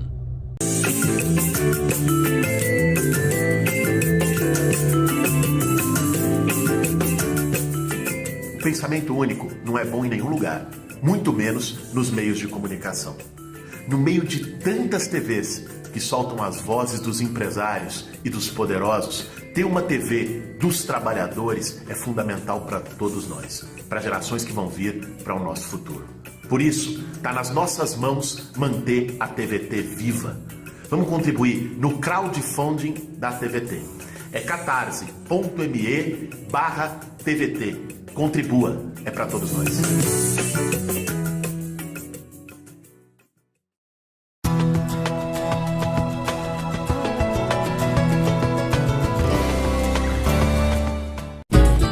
De segunda a sexta, ao vivo, eu faço Papo com o Zé Trajano aqui na TVT e na Rádio Brasil Atual. Falo de política, de música, de literatura, de cinema e de esporte. Convido todos vocês a participar, incluir a participação do público através de WhatsApp. Portanto, anote aí, de segunda a sexta, de 6h30 às 7 da noite, Papo com Zé Trajano, ao vivo, aqui na TVT e na Rádio Brasil Atual. Esperando por você. Voltamos a apresentar Jornal Brasil Atual. As notícias que os outros não dão. 8h06. No Rio Grande do Sul, um congresso discutiu a educação inclusiva no estado. Durante 2 dias, especialistas e pais debateram os problemas e as boas práticas de ensino das pessoas com deficiência nas escolas. Confira na reportagem de Guilherme Oliveira. Com o tema Inclusão, eu visto esta camiseta, o Congresso debateu a diversidade dos estudantes com o objetivo de criar uma agenda prioritária em defesa da educação inclusiva no Rio Grande do Sul. Nós estamos na semana estadual e municipal sobre conscientização da síndrome de Down. Nós estamos debatendo a inclusão social. O público do evento foi formado majoritariamente por mulheres, um reflexo da realidade onde 85% dos estudantes com deficiência são filhos de mãe solo. Existe uma lei que os alunos, turmas com alunos de inclusão, têm que ter um número menor de alunos para que o professor não fique sobrecarregado, para que esse aluno consiga ter um atendimento mais qualificado, mas não é o que está acontecendo. As salas estão cheias, acontece 4, 5, 6 casos de inclusão na mesma turma, né? A falta de monitoria. Essa semana a prefeitura nomeou 11 monitores. Em 4 visitas à escola que o SIMPA, né, os sindicatos municipais, fez essa semana, nós tínhamos uma falta de no mínimo 20 em 4 escolas. Eu sou mãe de um menino de 6 anos, autista. Ano passado nós estávamos no processo de busca de vaga para ele na educação, no ensino fundamental. E na minha busca de 8 escolas, 7 negaram vaga de alguma maneira e criaram dificuldades para a matrícula dele. Então, não é algo fora do normal, é o normal negar a vaga. O congresso ocorreu na Assembleia Legislativa Gaúcha e contou com mais de 600 pessoas inscritas. Nós temos 2 realidades bem distintas, que é a da escola privada e da escola pública, né? Os problemas são muito mais graves na escola pública, falta recurso, né? Falta recurso físico para atendimento de alunos de inclusão, falta preparação para os professores, falta maior debate, falta se implementar verdadeiramente a inclusão. Então o propósito desse congresso é justamente debater quais são as formas, criar pontes entre as escolas, os governos e as entidades para que a inclusão possa acontecer verdadeiramente. Há as escolas regulares com inclusão, há as escolas especiais, nós entendemos que elas podem caminhar juntas, enfim, há uma infinidade aí de medidas que nós estamos propondo com o Congresso, e esse é o seu principal objetivo, para aprimorar a inclusão na educação pública e privada do Estado do Rio Grande do Sul. Você está ouvindo Jornal Brasil Atual. As notícias que os outros não dão. São 8h09. Relatório expõe estrago na política ambiental sob Bolsonaro. O documento do Observatório do Clima mostra a dinâmica do desmonte e elenca medidas a serem tomadas por Lula. Os detalhes com Gabriela Moncal. Um mandato presidencial sem nenhuma terra indígena demarcada. Mais que isso, com aumento nas invasões e as atividades do garimpo ilegal nessas áreas. Esse é um dos legados do governo do ex-presidente Jair Bolsonaro, do PL, para o meio ambiente. Em 4 anos, houve ainda o maior aumento de desmatamento na Amazônia e a maior alta nas emissões de gases estufa em 19 anos no país. Também chama atenção no governo anterior a redução de quase 40% das multas por desmatamento na região amazônica. Esses e outros dados foram apresentados pelo Observatório do Clima nesta segunda-feira, dia 27. As informações estão compiladas no relatório chamado Nunca Mais Outra Vez. A publicação é o último volume da série da organização sobre a necropolítica ambiental praticada por Bolsonaro de 2018 a 2022. O documento aponta ainda para o crescimento significativo da violência no campo e como o Brasil reduziu a ambição climática estipulada no Acordo de Paris. E em 2021, o número de assassinatos no campo bateu recorde. Foram 36 pessoas, representando um aumento de 71% em relação a 2020. Um dos pontos que mais chamou a atenção no relatório é o baixo valor da média anual de liquidação orçamentária nos últimos 4 anos, 2,8 bilhões de reais. É a média mais baixa no setor ambiental dentre os 7 mandatos presidenciais disponíveis no sistema de orçamentos das gestões federais. E em 2022, o Ministério do Meio Ambiente liquidou apenas cerca de 2 bilhões e meio de reais, o montante mais baixo desde 2000. O documento conta com textos de Márcio Astrini, secretário executivo do Observatório do Clima. Ele afirma que a destruição ambiental e ações genocidas contra povos indígenas promovidas pela gestão Bolsonaro foram planejadas e cumpridas de forma consciente. Astrini cobra investigação e punição aos responsáveis para que, em suas palavras, o Brasil não se esqueça e para que nunca se repita. O documento elenca ainda medidas fundamentais a serem tomadas pelo governo Lula, do PT, para reverter o desmonte da política ambiental dos últimos anos. Um dos pontos defendidos é barrar o chamado Pacote da Destruição, que é um conjunto de projetos de lei que tramitam no Congresso Nacional. Além disso, anular a licença prévia da BR-319, que fez o desmatamento aumentar em 122% na região amazônica. De São Paulo, da Rádio Brasil de Fato, com reportagem de Pedro Stropaçolas. Locução, Gabriela Moncal. Estamos apresentando Jornal Brasil Atual. As notícias que os outros não dão.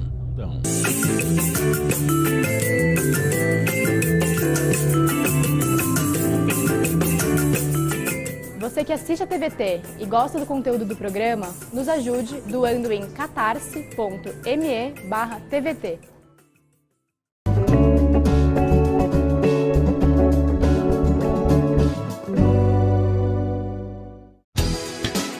Olá pessoal, todos os dias eu, Thalita Galli, te espero às 3 horas da tarde no Bom para Todos aqui na TVT. Você também pode acompanhar o nosso programa pelas redes sociais, pelo youtube.com/RedioTVT. Aliás, se inscreva na nossa página, se junte a essa grande comunidade da TVT no YouTube. E você também pode acessar a nossa página Cortes TVT, onde você acompanha trechinhos da programação do Bom para Todos e de outros programas, tá bom? youtube.com/Cortes TVT. Te espero por aqui.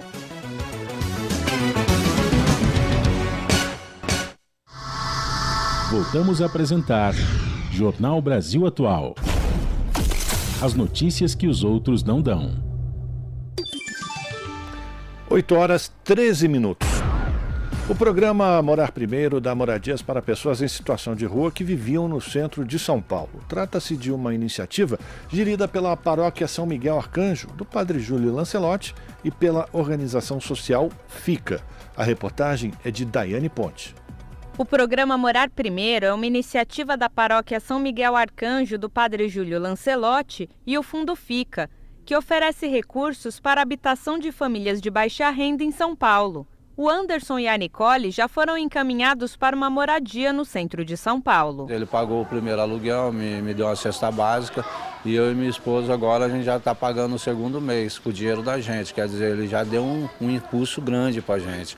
Então eu fico muito agradecido e tal. Ele, para mim, ele é um pai. Estamos convivendo com pessoas de população civilizadas. Porque para eles, antes, quem mora na rua não é gente civilizada. Agora, morando, já me tratam bem, já me tratam com a educação, vê que eu vou para a escola, vê que eu trabalho, eu estou esforçada, não fico em porta de ninguém para perturbar.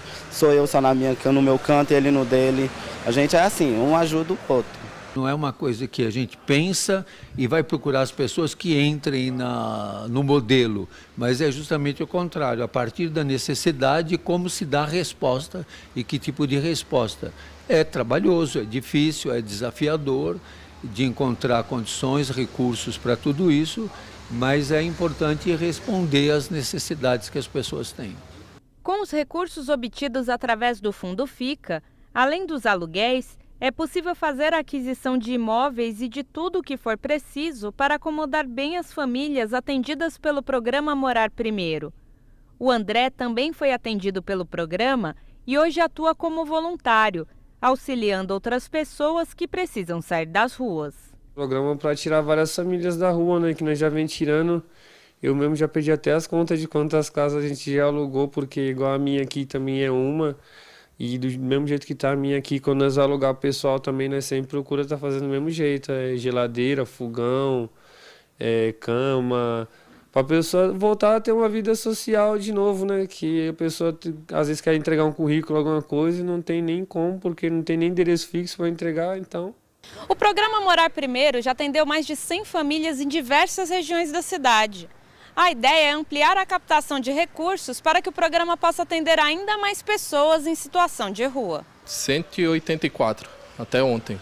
Já tinham sido entre famílias e solteiros, né? Crianças e tudo mais, onde a gente paga aluguel de acordo com a condição de cada um, né? Eles procuram espaço, eles alugam e de repente 1 ou 2 meses a gente vai pagando. Se precisa no futuro a gente vai vendo de caso para caso, né? Mas a ideia é que eles desenvolvam autonomia e consigam andar também. É um déficit muito grande. Hoje se sabe que a necessidade habitacional em São Paulo é aguda, é premente. O poder público poderia responder e não responde porque não quer.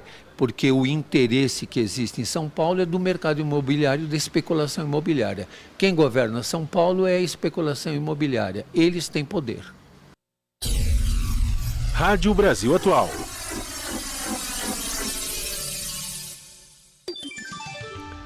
Oito horas 17 minutos.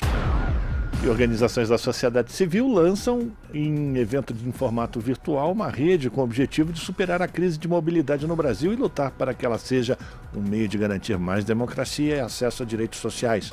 É a coalizão Mobilidade 000. A ideia é lançar também o primeiro produto do coletivo, uma proposta de política pública para a criação do SUM, que é o Sistema Único de Mobilidade. Ele deve seguir o modelo do Sistema Único que já existe como política pública brasileira para a saúde e para a assistência social. As informações com Kaique Santos. A coalizão da sociedade civil pela mobilidade vai ser lançada nesta terça-feira em transmissão ao vivo pela internet. O nome Coalizão Mobilidade 000 é baseado na missão do coletivo: zerar tarifas, zerar emissões de poluentes e zerar mortes no trânsito. A ideia da criação da coalizão surge diante da situação calamitosa da mobilidade urbana no Brasil, aprofundada pela pandemia. O Instituto Brasileiro de Defesa do Consumidor, o IDEC, o Instituto de Políticas de Transporte e Desenvolvimento, o IDTP Brasil, a União dos Ciclistas do Brasil e o Instituto de Estudos Socioeconômicos, o INESC, são algumas das organizações e movimentos que compõem a coalizão. Lorena Freitas, coordenadora de gestão da mobilidade no IDTP Brasil, apresenta a iniciativa. A gente está partindo do princípio de que a mobilidade nas cidades no Brasil, né, que a gente está discutindo no Brasil, mas infelizmente isso não é uma exclusividade nossa, é uma mobilidade que ela é muito feita pautada no uso do carro, né? É uma coisa muito... As nossas vias, elas são muito direcionadas para um uso muito específico, de um público muito específico, né? Então, a nossa ideia com essa coalizão, no meu entendimento, é a gente pensar em formas de fazer com que a mobilidade que a gente chama de mobilidade sustentável, ela se torne mais presente, né, na vida da população, no cotidiano das nossas cidades, e que ela seja uma mobilidade que seja menos letal, né, porque a gente tem um trânsito que mata e lesiona muitas pessoas todos os anos. E é um fato, Lorena se baseia em informações do DataSUS que mostra que os acidentes de trânsito em 2020, por exemplo, mataram mais de 32.700 pessoas. Foram 15 mortes a cada 100 mil habitantes, uma situação que choca de tão alarmante. Daí uma das missões de acabar com os casos ou pelo menos evitar, diminuir o número de acidentes que terminam de forma fatal. E aí, né, falando do eixo zero mortes, eu estou falando falando muito sobre a questão dos sinistros de trânsito, ou seja, os atropelamentos, né, as colisões que enfim, vão gerar um número elevado de mortes e muitas vezes também lesados permanentes, né, que também vai gerar aí um custo para a Seguridade Social.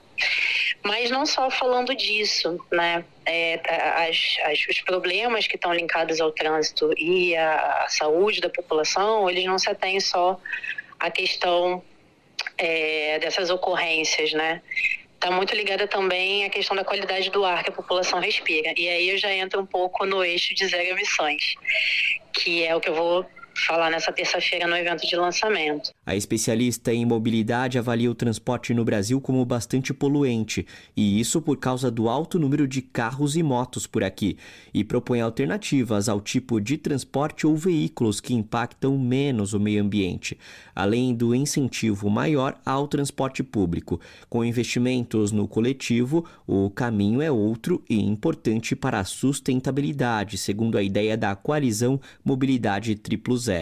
O coletivo vai apresentar a proposta de criação do SUM, o Sistema Único de Mobilidade. A analista do Programa de Mobilidade do IDEC, Ani Oviedo, comenta. A gente vai lançar no lançamento o nosso primeiro produto coletivo, que é o texto do Sistema Único de Mobilidade, que a gente acha que é uma forma de construir política pública no Brasil para fortalecer os sistemas de mobilidade.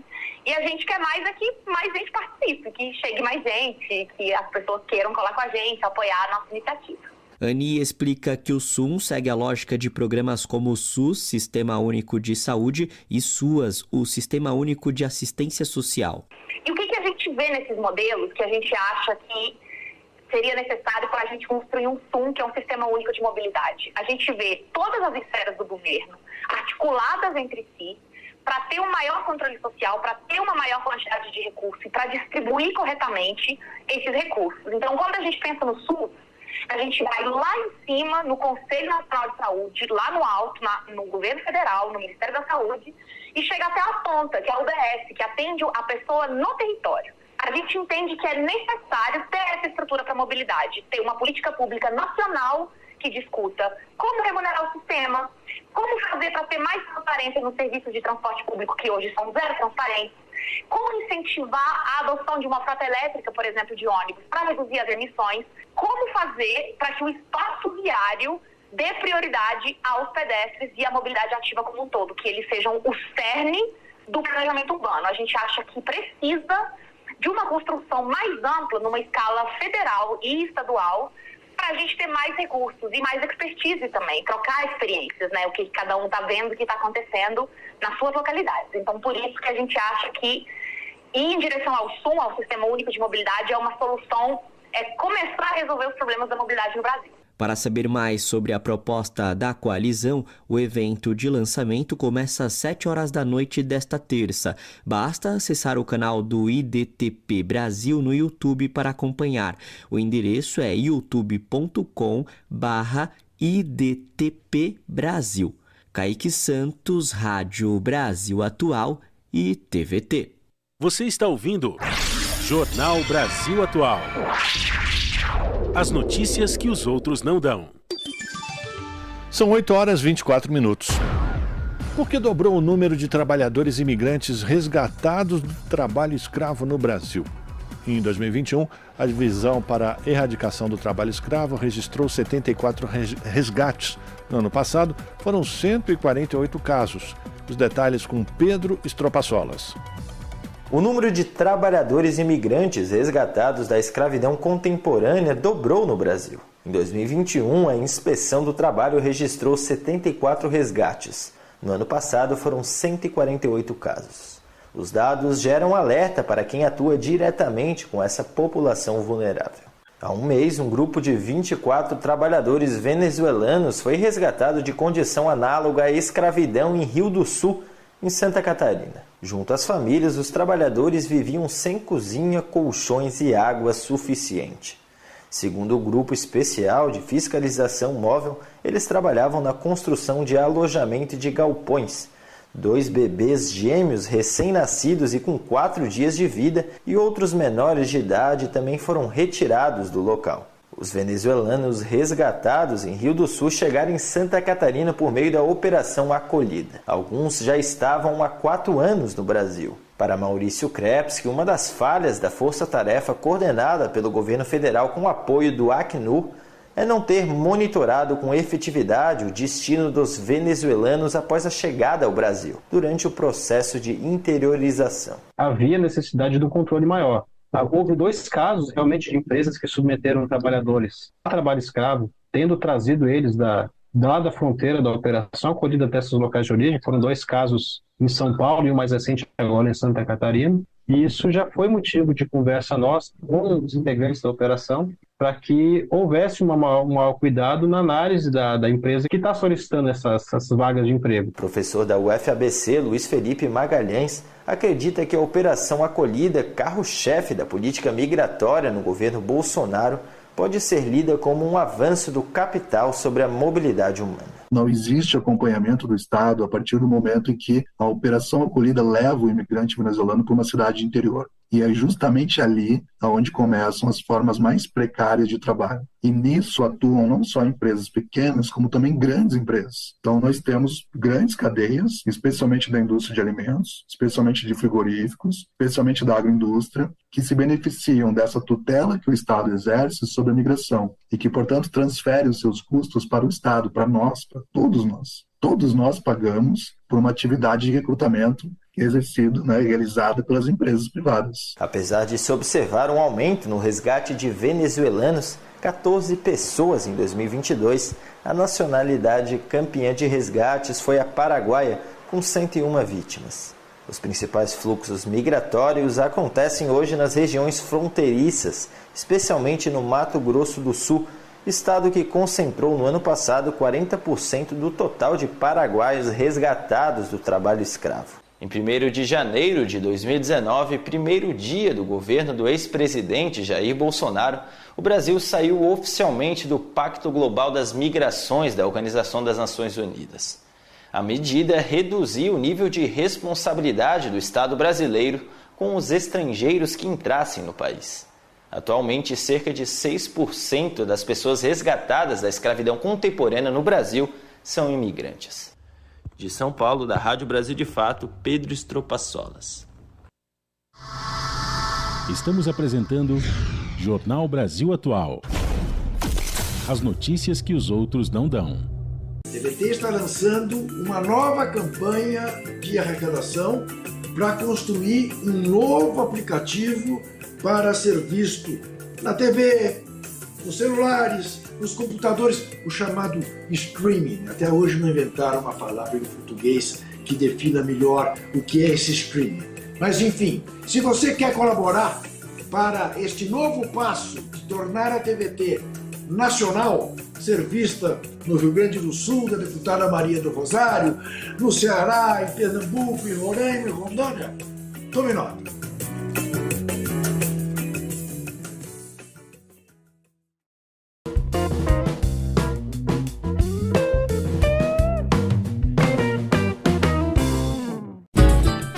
Segunda a sexta, ao vivo, eu faço Papo com o Zé Trajano aqui na TVT e na Rádio Brasil Atual.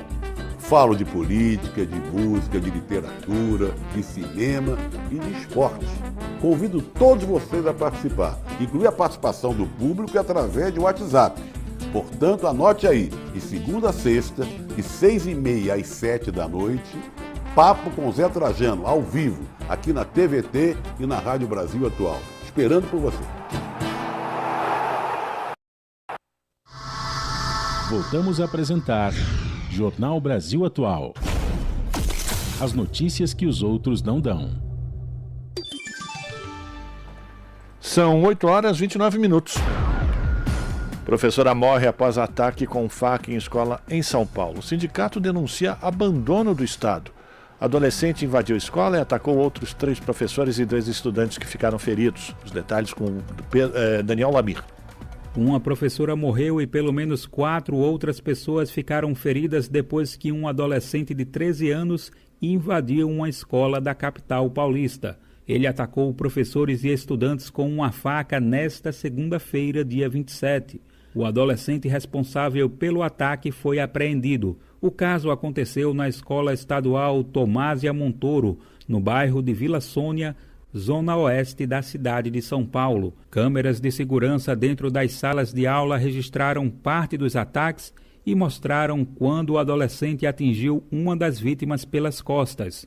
Uma das pessoas atingidas, a professora Elizabeth Teneiro, de 71 anos, chegou a ser socorrida, mas não resistiu aos ferimentos. Outros 3 docentes e 2 estudantes foram levados a hospitais da capital paulista para atendimento. Um dos alunos ficou ferido ao tentar imobilizar o agressor.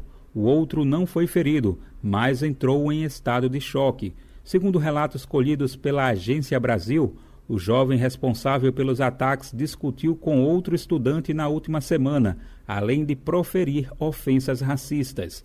Desde então, ele tinha afirmado que faria um massacre na escola. Uma professora de educação física conseguiu imobilizar o adolescente. Segundo o secretário de Segurança Pública de São Paulo, Guilherme Derrite, se não fosse a ação dessa professora, certamente a tragédia teria sido muito maior. O governador do estado de São Paulo, Tarcísio de Freitas, que está em viagem ao exterior, se manifestou pelo Twitter. Ele disse que os esforços do poder público estão concentrados em prestar socorro às pessoas feridas e oferecer acolhimento aos familiares. O Sindicato dos Professores de Ensino Oficial do Estado de São Paulo publicou nota assinada pela presidenta da entidade, a deputada estadual professora Bebel, do PT. O texto afirma que o novo episódio de violência expõe o abandono das escolas estaduais paulistas. A entidade, que realizou pesquisas sobre a violência nas escolas, afirma que cobrou a adoção de providências para evitar episódios como este. A solicitação foi feita à Secretaria Estadual de Educação e outros órgãos ligados ao Executivo Paulista. O sindicato afirma que o policiamento no entorno das escolas é insuficiente e não há políticas de prevenção sobre o problema. Da Rádio Brasil de Fato, com informações da redação em São Paulo. Locução, Daniel Lamir. Esta é a Rádio Brasil Atual.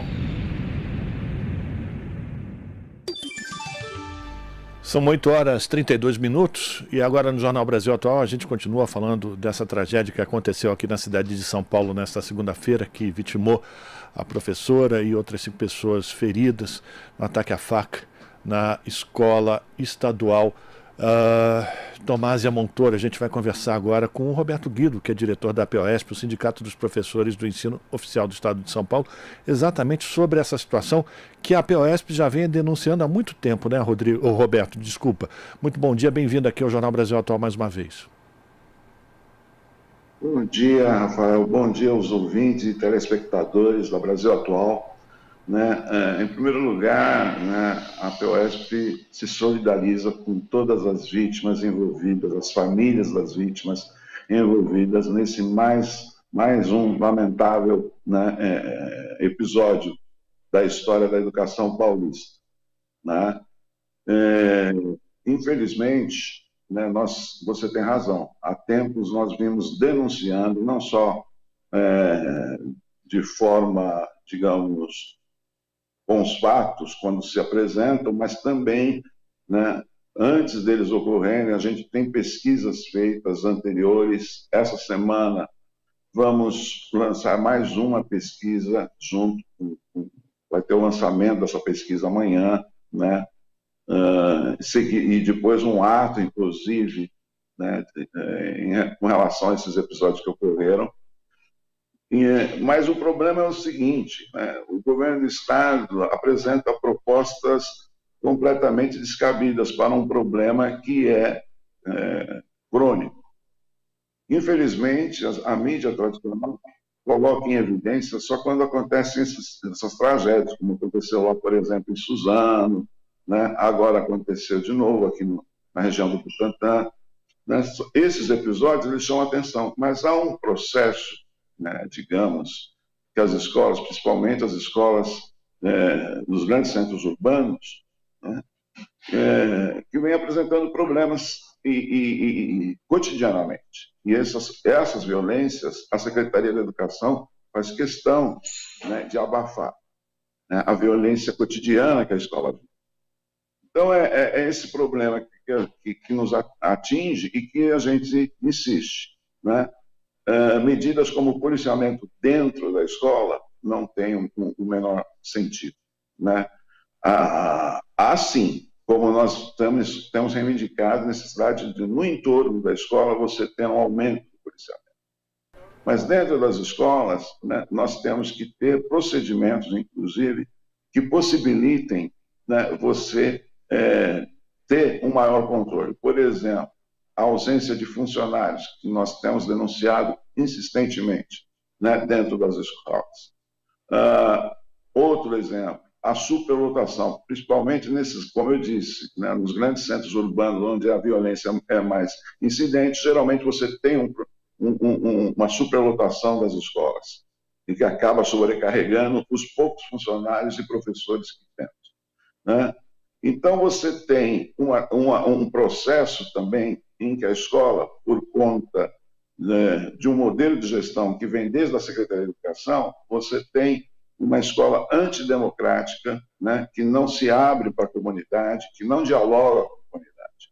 E, por fim, um único projeto que parecia que tinha assim, um certo sentido, que a gente sempre colocou como uma questão relativamente positiva no meio de tanta violência, era a situação do professor mediador, que eles extinguiram, né? Então, que fazia, né, um papel dentro das escolas, com a família, com a comunidade e tudo mais. Então, há uma série de questões que a gente vem levantando e que, diante da comoção, o governador vai ao público falar em policiamento interno das escolas, e isso, de fato, não resultará numa diminuição da violência, pelo contrário, né? Armas dentro da escola, né, já começa a demonstrar o fracasso da própria escola, né? Então, é por isso que nós temos que nos opor a essa proposta que o governador sinaliza, né, que vai ter. E, é claro, esse caso da Elizabeth Pinheiro, né, se soma a mais uma vítima da violência urbana, né, mas a gente tem que, como eu disse, né, ver o processo todo, como ele vem ocorrendo, não só na Escola Tomás Amontoro, mas no universo das 5.500 escolas do estado de São Paulo. A gente está conversando com o Roberto Guido, que é diretor da APOESP, sobre esse fato que aconteceu em São Paulo. E sobre isso que você acabou de falar, esse programa que foi, inclusive, orientado pela própria APOESP e foi abandonado pelo governo do estado de São Paulo, esse programa de mediação. E eu queria que você falasse um pouco mais sobre como se dava esse trabalho, Roberto, porque do jeito, exatamente como você falou, agora já começam a aparecer propostas de policiamento dentro da escola. Eu estou vendo um momento que vão falar, precisamos de ter detectores de metal para a entrada dos alunos dentro das escolas. Uma situação, mais uma vez, bizarra, tentando copiar soluções ruins de outros países. Como é que você fala? Eu queria que você falasse um pouco mais sobre esse trabalho que começou a ser desenvolvido em 2009. Daqui a pouco a gente fala também sobre a falta de trabalhadores dentro das escolas, mas especialmente sobre esse trabalho que foi desenvolvido a partir de 2009 e foi abandonado pelo governo do estado de São Paulo.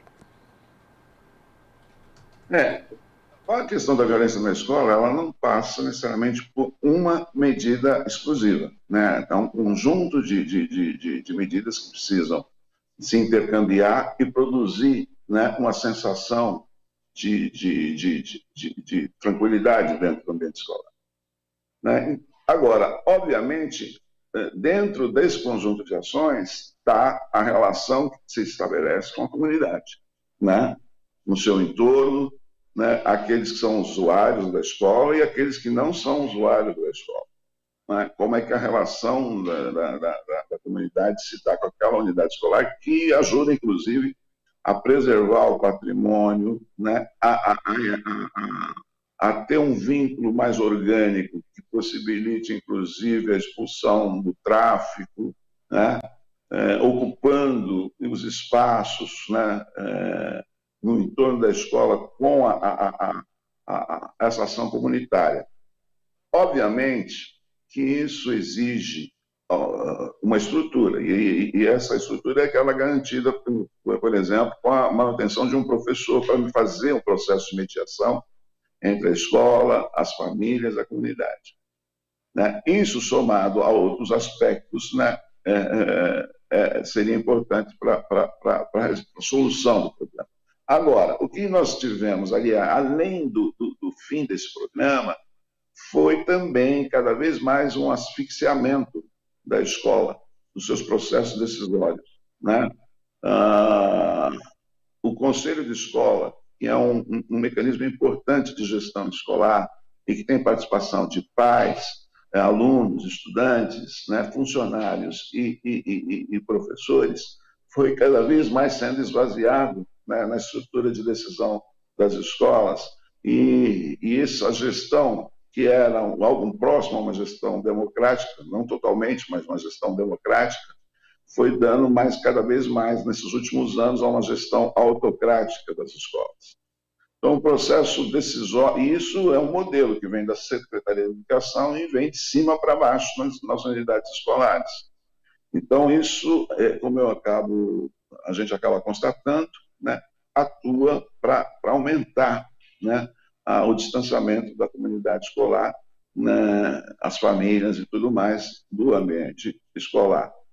E essa é uma das grandes questões que a gente tem que colocar, né? Não é só a volta do programa, o programa é fundamental, mas é necessário que se retome, né, um conceito de gestão democrática dentro das escolas, com uma efetiva participação das famílias, para que a gente possa dar conta desses e de outros problemas que afligem as unidades escolares do Estado de São Paulo. Guido, no início desse mês, a APOESP também já tinha feito uma denúncia sobre a falta de funcionários que ajudam nesse trabalho de permitir a convivência entre os estudantes. Atualmente, o Estado tem cerca de 24.500 agentes na ativa, de acordo com a Secretaria da Educação, a própria Secretaria da Educação. Isso representa menos de 1% dos quase 3,5 milhões de alunos que são matriculados na rede estadual. Proporcionalmente a um agente para cada 143 alunos, ou 4,6 agentes para cada uma das 5.300 unidades no estado. O governo de São Paulo fez, inclusive, um chamamento emergencial, mas ainda está muito aquém da necessidade para você ter o funcionamento normal de uma escola, e por conta disso, os professores acabam também sendo sobrecarregados, não? Sim. A nossa presidenta, a professora Bebel, né, também deputada estadual, que foi referenciada no início, tem feito essas denúncias, né, na Assembleia Legislativa, né, a APOESP como um todo tem feito, né, essa denúncia a respeito da falta de estrutura e de funcionários, né, dentro das escolas. E, obviamente, que essa situação se agrava, né, porque além de não contratarem, não fazerem concursos ou anunciarem de forma extremamente insuficiente para a demanda, né, alguns números, né, o problema se agrava pela implementação da PEI, né, do Programa de Ensino Integral, né, aqui no estado de São Paulo, que foi feito de forma atabalhoada, né, atropelando os conselhos de escola, atropelando as comunidades escolares. Uma implementação que, ao invés de incluir, excluiu, porque muitos estudantes, né, a implementação que não é dialogada com a comunidade resulta nisso.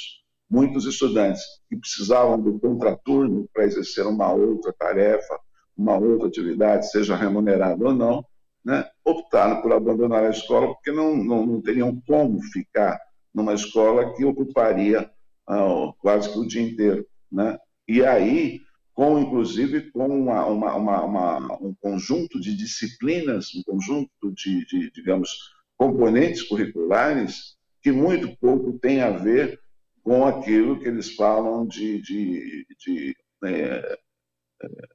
itinerário formativo ou qualquer coisa assim, né? Que o aluno possa escolher em função da reforma do ensino médio que foi feita no governo Temer, e que nós queremos a sua revogação imediata. Porque aqui no estado de São Paulo, a implementação deste currículo, né, que é uma coisa absurda. Os estudantes não se preparam nem para uma profissão e muito menos para a continuidade dos estudos, né, com uma redução, inclusive, daquelas componentes curriculares que são necessárias para a formação integral de uma pessoa, né? As humanidades, por exemplo, foram todas ceifadas, ou praticamente ceifadas. Português e matemática concentram, né? Mas é um português instrumental, é uma matemática utilitária, né? Então, nós temos problemas sérios com esse currículo que foi implementado aqui, para ir junto com a PEI, né? Então, vejam só, você tem uma falta de funcionários associado a um aumento do tempo dos estudantes nas escolas com um currículo que é completamente inadequado para a demanda. É um verdadeiro coquetel esperando para que alguém acenda o pavio e exploda. Pois é, um relatório que foi produzido durante o governo de transição, antes do início do governo Lula, na área da educação, mostrava que os profissionais da educação precisam ser formados para identificar alterações de comportamento dos jovens e fatores psicológicos. Cita que é preciso ficar atento a, abre aspas, interesse incomum por assuntos violentos e atitudes violentas, a recusa de falar com professoras e gestoras mulheres, agressividade e uso de expressões discriminatórias, exaltação a ataques em ambientes educacionais e religiosos. Também diz esse documento que é imprescindível um trabalho pedagógico em educação crítica da mídia e do combate à desinformação, além da presença permanente de psicólogos nas escolas, o que também não é comum na rede pública. Ou seja, esses problemas já vinham sendo apontados há muito tempo. E como você ressaltou, a escola aqui no estado de São Paulo, enfim, esse novo ensino médio, tentando ressaltar outras coisas que fugiam à necessidade premente.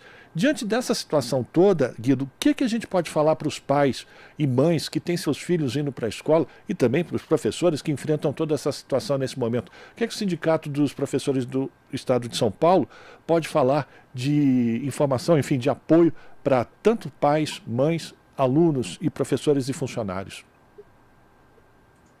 Não, em primeiro lugar, né, é preciso... Você falou da questão da formação dos professores. Antes de me referir aos pais, é importante a gente lembrar que é necessário, sim, uma formação, como você disse, mas é necessário que se garanta, além da formação, né, o tempo para essa formação, né? E é uma formação, isso tem a ver com uma formação inicial que foi abandonada, inclusive, nos últimos anos, a pretexto de um MEC que queria uma escola sem partido, né? Isso prejudicou muito os cursos de formação de professores, né? Para o que já era antes. Imagine com essa demanda que você disse que é necessária, né? E todos nós concordamos que é preciso ter os professores. E aqui no estado, além dessa formação inicial prejudicada, a formação contínua também, né? Que a gente demanda, porque é necessária a atualização, e isso tem a ver com jornada. Então, vocês vejam que os assuntos todos, quando nós discutimos aqui, de jornada, de condições de trabalho, eles estão extremamente associados não só à qualidade de ensino, mas, obviamente, a questões como essa de segurança, né? Por isso que aí, entrando no gancho que você pediu, por isso que é importante para a construção de uma escola, nesse sentido, é fundamental a união entre, né, a comunidade escolar e a escola. Esse é um princípio, né? Obviamente que uma escola que seja refratária à comunidade escolar, ela tende a ter maiores problemas, né, com relação à sua segurança. Então, o que eu tenho a dizer é que é preciso, né, fortalecer a participação comunitária nas escolas, né, os pais participarem dessas discussões todas que envolvem a qualidade de ensino, né, e, ao mesmo tempo, cobrarmos do governo soluções que sejam reais, não é? Botar câmera nas escolas, botar polícia nas escolas, muito pouco vai ajudar, né? A escola eu não posso reproduzir um ambiente, digamos, penitenciário dentro das escolas. As escolas já têm grades, agora já tem câmeras, agora vai ter polícia. Eu não posso fazer isso porque, como eu disse aqui, né, se nós reproduzirmos um ambiente prisional né, nas unidades escolares, é porque nós fracassamos. É por isso que nós, professores do Estado, lutamos por uma escola viva, uma escola democrática, com a participação da comunidade. E melhor que ter policiais, seria importante ter psicólogos, inclusive, para fazer também essa mediação, ajudar esses professores nessa mediação, esse trabalho que, inclusive, já tinha sido iniciado a princípio, proposto pela própria POSP lá em 2009, e, como você lembrou bem, foi abandonado pelo governo do estado de São Paulo. Isso, exatamente. Tá certo. Quero agradecer aqui. Pode falar. Não, Rafael, é isso, né? Eu queria, né, trazer o abraço da nossa presidenta, a professora Bebel, que é deputada estadual, para todos, né, nossos ouvintes, e toda a direção da POSP, né? Como eu disse no início, nos solidarizamos com todos os familiares envolvidos nesse lamentável episódio, mas nós temos que também atuar mais, né, não só na época em que acontecem esses episódios, né, principalmente a imprensa corporativa, profissional, né, sempre quando ocorrem esses episódios, né, há uma cobertura, né, muito intensiva. Mas aqueles problemas que vão resultar em episódios como esse, que são cotidianos, poucas vezes são abordados. Então, de parabéns vocês, né, para dar espaço para que a gente possa fazer uma análise crítica, um pouco mais crítica, desses episódios e como eles podem ser tratados. Pois é, para a gente terminar de verdade agora, Guido, a Secretaria Estadual de Educação, em algum momento, já fez contato com vocês ou chamou a POSP, o Sindicato dos Professores, enfim, os profissionais que estão em contato direto com esses alunos para conversar e procurar alternativas que não seja a repressão policial dentro das escolas? Não, sobre essas questões específicas, não. Tivemos, a nossa presidente, a professora Bebel, teve já algumas reuniões, né, com o secretário, mas não sobre essa questão. Agora, como eu disse, amanhã, né, nós estaremos lançando essa pesquisa, mais uma iniciativa, né, nossa, de uma pesquisa sobre a violência, né, que abordou 6 mil pessoas, né, um universo de 6 mil pessoas, entre pais, mães, e estudantes e professores, sobre a questão da violência escolar, e, obviamente, né, isso vai entrar com mais intensidade, até por conta dos fatos, no debate nosso com a Secretaria da Educação. Né? Perfeito. Amanhã, inclusive, após o lançamento da pesquisa, né, nós vamos realizar um ato, né, na Praça da República, em frente à Secretaria da Educação, né, em função dessa situação. Né? Então, vamos amanhã, vamos mandar o release para vocês, inclusive, das 2 atividades que vamos estar realizando aí amanhã, quarta-feira. Não precisa nem de release, esse já é um assunto que normalmente a TVT, a Rádio Brasil Atual, cobre durante a sua programação. Guido, muito obrigado pela tua participação, os esclarecimentos, forte abraço para você, a gente continua em contato. Um abração. Conversamos com o Roberto Guido, que é diretor da POSP, o Sindicato dos Professores do Ensino Oficial do Estado de São Paulo. Estamos apresentando Jornal Brasil Atual. As notícias que os outros não dão.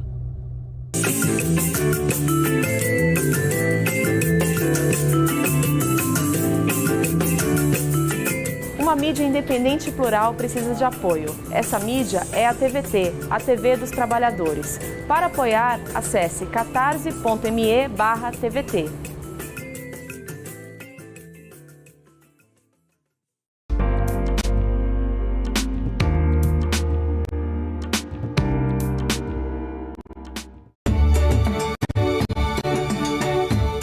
Vó, quem inventou a cor das pessoas? Isso eu perguntei porque havia aprendido que uns são amarelos, outros brancos e outros vermelhos. Ela disse: eu só respondo se tu me disser quem inventou o nome da cor das pessoas. As nossas histórias foram contadas por outros e esse espaço da escrita foi negado pra gente por muito tempo. esse espaço atual de representação da menina negra, ressignificado, ele só vai promover mesmo essa identificação positiva, né, afirmativa. Eu faço literatura negra e ponto.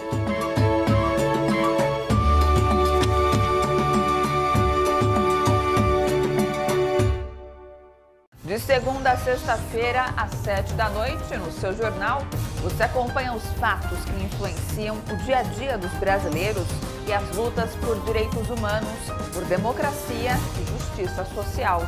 Seu jornal, jornalismo que provoca e estimula a reflexão sobre as realidades dos trabalhadores e dos movimentos populares. Voltamos a apresentar Jornal Brasil Atual. As notícias que os outros não dão. 8h56. Está aberta a consulta a lote residual da restituição do imposto de renda. Os contribuintes que caíram na malha fina já podem consultar o recebimento no site da Receita Federal. Detalhes com Thalita Pires. A Receita Federal está disponibilizando a consulta dos lotes residuais de restituição do imposto de renda de pessoa física de março deste ano. No total, serão contemplados mais de 94 mil contribuintes que caíram na malha fina e já acertaram as contas com o leão. O pagamento deve cair na conta informada na declaração do imposto de renda no próximo dia 31 de março. O valor total que será pago a estes contribuintes será de R$ 300 milhões. Para realizar a consulta, é necessário acessar a página da Receita Federal. O endereço é www.gov.br/Receita Federal. Repetindo, www.gov.br/Receita Federal. Na sequência, é só acessar o item Imposto de Renda e, em seguida, clicar em Consultar a restituição. Também é possível conferir acessando o aplicativo da Receita Federal, que pode ser baixado de forma gratuita no Google Play ou na Apple Store. Os valores ficarão disponíveis para saque no Banco do Brasil pelo prazo de até 1 ano. De São Paulo, da Rádio Brasil de Fato, com reportagem de Mariana Lemos, locução Thalita Pires. Rádio Brasil Atual.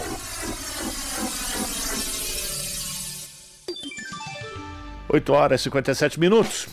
Já acabou, não dá tempo para mais nada. Agradecer a audiência de todos e todas que nos acompanharam nesta terça-feira. Prometendo voltar amanhã a partir das 7 da manhã.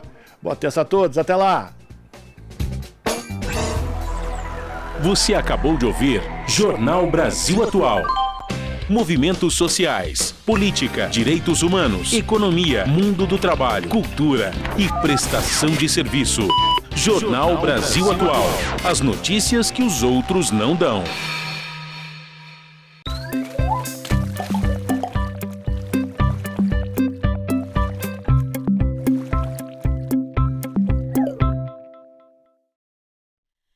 Livre para todos os públicos.